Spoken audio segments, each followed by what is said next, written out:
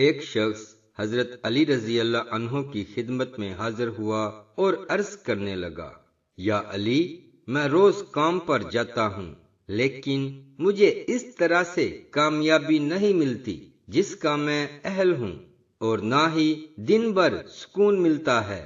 تو حضرت علی رضی اللہ عنہ نے فرمایا، تم ہر دن اور ہر کام کا آغاز کسی اللہ کی مخلوق کو کچھ کھلا کر کیا کرو، دیکھنا تمہارے کام میں کامیابی اور تمہاری زندگی میں سکون آ جائے گا۔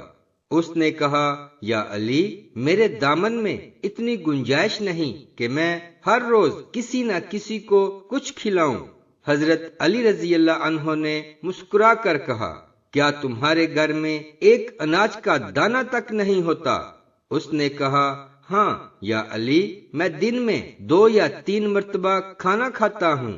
حضرت علی رضی اللہ عنہ نے کہا، کیا اس کھانے میں سے ایک اناج کا دانہ بھی نہیں نکال سکتے؟ اس نے کہا، یا علی، ایک اناج کے دانے کی کیا اوقات ہے؟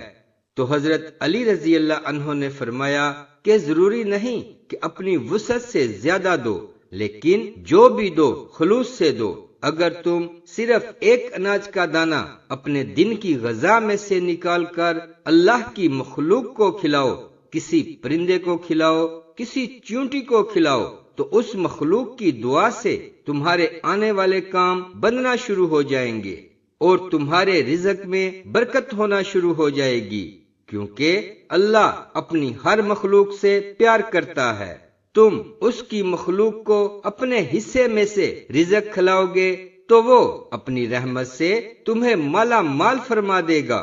تو حضرت علی رضی اللہ عنہ کے اس فرمان سے ظاہر ہوتا ہے کہ انسان جو شکایت کرتا ہے کہ میں جس کام کا اہل ہوں، جس کامیابی کا اہل ہوں، وہ مجھے نہیں ملتی ہے، تو اس کو حاصل کرنے کے لیے اللہ کی مخلوق کی مدد کیجیے۔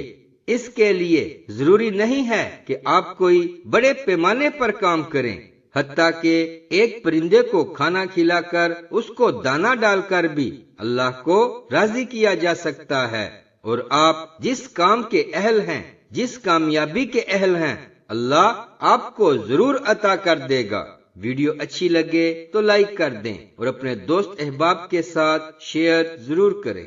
اسلامک ویڈیوز کے لیے سبسکرائب کریں اور ساتھ بیل کے بٹن کو بھی پریس کر دیں۔